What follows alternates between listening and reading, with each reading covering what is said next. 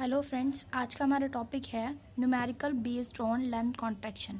आज हम आपको लेंथ कॉन्ट्रैक्शन पर बेस्ड न्यूमेरिकल के बारे में बताएंगे। ठीक है, तो इससे पहले मैंने एक न्यूमेरिकल बताया हुआ है लेंथ कॉन्ट्रैक्शन पर बेस्ड। आज ये हमारा सेकंड न्यूमेरिकल है लेंथ कॉन्ट्रैक्शन पर। ठीक है, तो चलिए अपने न्यूमेरिकल को हम स्टार्ट करते हैं। ये हमारा question, calculate the percentage contraction appeared in measurement of its length with respect to stationary observer. हमें किसी स्टेशनरी ऑब्जर्वर के रिस्पेक्ट में किसी लेंथ का, किसी रॉड की लेंथ का परसेंटेज कॉन्ट्रैक्शन ज्ञात करना है। ठीक है, हमने आपको बताया था कि मान लीजिए आपके पास दो फ्रेम्स हैं। ठीक है, दो फ्रेम है। एक फ्रेम तो आपका स्टेशनरी, जिसे हमने एस बताया था लेंथ कॉन्ट्रैक्शन में, और दूसरा फ्रेम हमारा क्या था, मूवेबल था, जो वी वेलोसिटी से मूव कर रहा था, जिसका नाम हमने एस डैश दिया हुआ था। ठीक है, हमने आपको बताया था इस फ्रेम एस डैश में एक रॉड रखी हुई है। ठीक, इस फ्रेम एस डैश में ये रॉड रखी है, तो ये चाहे जितनी दूर मूव कर जाए वी वेलोसिटी से, ये रॉड इसको, मान लीजिए ये रॉड 1 मीटर की थी, तो ये रॉड इस फ्रेम को 1 मीटर की ही दिखाई देगी। ठीक है, लेकिन इस फ्रेम के अगर रिस्पेक्ट में देखा जाए तो पहले तो ये रॉड हमारी 1 मीटर की इसको भी दिखाई दे रही होगी, पर जैसे जैसे ये वी वेलोसिटी से दूर जाता जाएगा, ये रॉड जो होगी, इसकी जो लेंथ होगी वो कॉन्ट्रैक्ट होती जाएगी, सिकुड़ती जाएगी और कम होती जाएगी। मान लीजिए यहाँ पे आ गया तो इसे 0.9 मीटर की ही दिखाई दे रही है ये रॉड, इस फ्रेम के रिस्पेक्ट में, फ्रेम एस के रिस्पेक्ट में।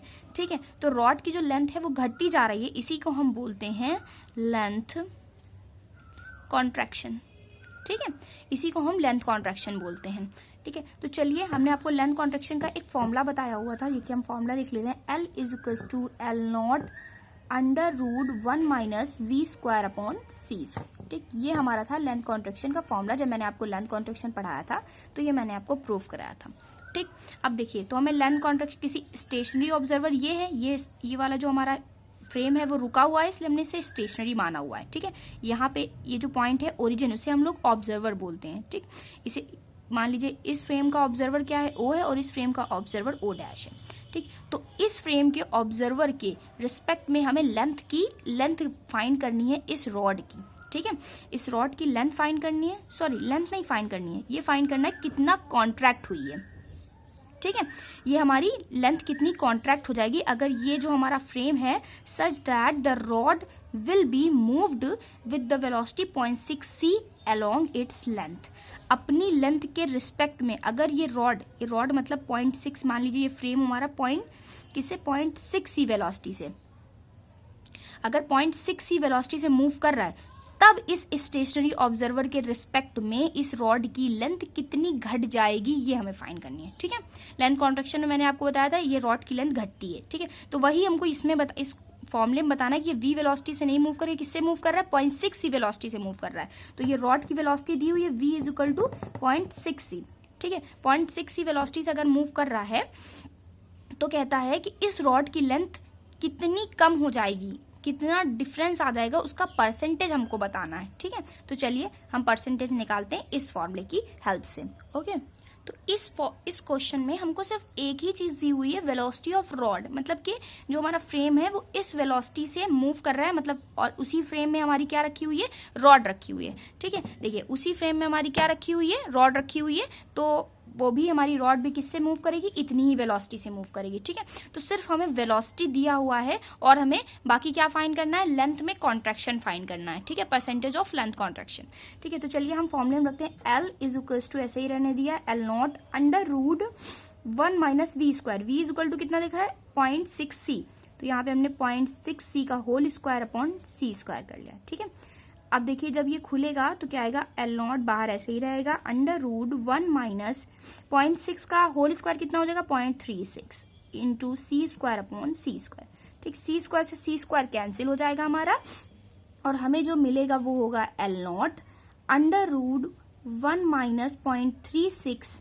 ठीक, सी स्क्वायर से सी स्क्वायर कैंसिल हो गया, अगर हम पॉइंट हटा दें तो नीचे 100 आ जाएगा।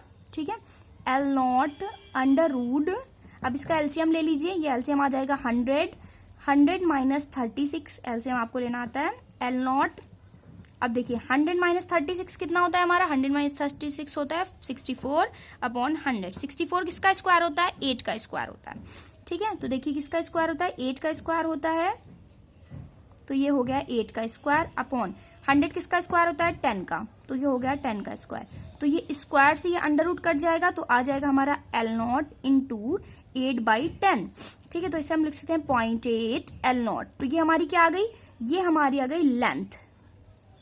हमने आपको पहले भी बताया हुआ है कि फॉर्मूले में जो हमारी L होती है वो होता ही हमारी एपरेंट लेंथ, और ये वाला L0 जो होती है वो होती है हमारी प्रॉपर लेंथ। तो एपरेंट लेंथ जो आएगी वो प्रॉपर लेंथ का 0.8 पार्ट ही बचेगी। मतलब जैसे जैसे हमारा फ्रेम जो है 0.6 सी वेलोसिटी से दूर जा रहा है, 0.6 सी वेलोसिटी दूर जा रहा है, वैसे वैसे हमारी लेंथ क्या हो कॉन्ट्रैक्ट हो रही है। और लगभग कितनी कॉन्ट्रैक्ट हो जाएगी 0.8 L0। ठीक है, पहले जो हमारी प्रॉपर लेंथ थी वो कितनी थी L0 थी। ठीक है, तो अगर हम लेंथ अपीयर्ड, लेंथ में कितना कॉन्ट्रैक्शन हुआ अगर हम फाइंड करें, तो कॉन्ट्रैक्शन अपीयर्ड अगर हम निकालें तो देखिए क्या आएगा। सो कॉन्ट्रैक्शन अपीयर्ड, कॉन्ट्रैक्शन अपीयर्ड निकाले। देखिए पहले क्या थी हमारी लेंथ, प्रॉपर लेंथ L0 थी। ठीक है, ये हमारा क्या लेंथ में डिफरेंस निकल रहा है, तो हम इसे डेल्टा L लिख दे रहे हैं। ठीक है, डेल्टा L इक्वल्स टू कितना देगा, L0 प्रॉपर लेंथ पहले थी, फिर कितनी आई हमारी 0.8 L0। तो कितना डिफरेंस हो गया दोनों में, मतलब हमारा 0.2 L0, 0.2 L0 का मतलब डिफरेंस आ गया। ठीक है, 0.2 L0 का डिफरेंस आ गया, मतलब इतनी लेंथ हमारी घट गई। ठीक है, अगर हमारे फ्रेम ने, सेकेंड वाले फ्रेम मतलब S फ्रेम ने, देखिए ये वजह हमारा फ्रेम था, ये जो हमारा S' फ्रेम था, अगर वो मूव कर रहा है हमारा, उसके मतलब वो अगर 0.6 सी वेलोसिटी से मूव कर रहा है, तो रॉड इस फ्रेम के रिस्पेक्ट में कितनी कम हो जाएगी, रॉड की लेंथ कितनी कम दिखाई देगी। ठीक है, दिखाई देगी, हो नहीं जाएगी, रॉड की लेंथ थी जितनी उतनी ही रहेगी, बट हमें इस फ्रेम के रिस्पेक्ट में जो दिखाई देगी वो हो जाएगी 0.2 L0 घट के दिखाई देगी। ठीक है, मतलब कितनी दिखाई देगी 0.8 L0 के इक्वल। ठीक है, तो चलिए, और हमसे क्वेश्चन में क्या कह रहा था, हमें परसेंटेज लेंथ कॉन्ट्रैक्शन फाइंड करना है। और आप जानते हैं परसेंटेज का फॉर्मूला आपने पहले पढ़ा हुआ है बचपने में, तो ये आपने पढ़ा हुआ है डेल्टा L मतलब लेंथ में हुई डिफरेंस लेंथ में अपॉन प्रॉपर लेंथ इंटू 100। ठीक है, into 100 is equal to delta L आपने कितना निकाला 0.2 L0। ऐसे आपसे अगर सिंपली लेंथ कॉन्ट्रैक्शन पूछता कि कितनी कॉन्ट्रैक्ट हुई, तो आप बोल देते 0.2 L0 कॉन्ट्रैक्ट हो गई, मतलब पहले L0 थी, बाद में जो कॉन्ट्रैक्ट होकर हमें मिली वो लेंथ थी हमारी रॉड की जो लेंथ थी वो थी 0.8 L0। तो जो इसमें कॉन्ट्रैक्ट मतलब कॉन्ट्रैक्शन हुआ वो था 0.2 L0 का। लेकिन अब परसेंटेज लेंथ कॉन्ट्रैक्शन पूछ रहा है, इसलिए हम परसेंटेज वाला फॉर्मूला लगाएंगे। तो इतना डिफरेंस आया अपॉन टोटल कितनी थी L0 थी इंटू 100। ठीक, तो L0 से L0 कर गया, 0.2 का 100 से मल्टीप्लाई किया तो ये आ जाएगा 20%। तो ये क्या हो गया, ये शो कर रहा है कि हमारी जो लेंथ थी वो 20% कॉन्ट्रैक्ट हो गई परसेंटेज में। ठीक है, परसेंटेज में ये हमारी कॉन्ट्रैक्शन आ गया, लेंथ कॉन्ट्रैक्शन। ठीक है, आई होप आपको ये न्यूमेरिकल क्लियरली समझ में आया होगा। अगर आपको ये वीडियो पसंद आए तो प्लीज़ मेरे चैनल को लाइक, सब्सक्राइब और कमेंट करें। और इसके बाद मैं एप्लीकेशंस ऑफ लॉरेंज ट्रांसफॉर्मेशन के सेकंड एप्लीकेशन के बारे में बताऊंगी। फर्स्ट था मेरा ये लेंथ कॉन्ट्रैक्शन, एंड सेकंड है टाइम डायलेशन। इसी तरह मैं आपको लेंथ कॉन्ट्रैक्शन के चारों एप्लीकेशंस के बारे में बताऊंगी। तो इस नेक्स्ट वीडियो में मैं सेकेंड एप्लीकेशन के बारे में बताऊंगी जो है टाइम डायलेशन।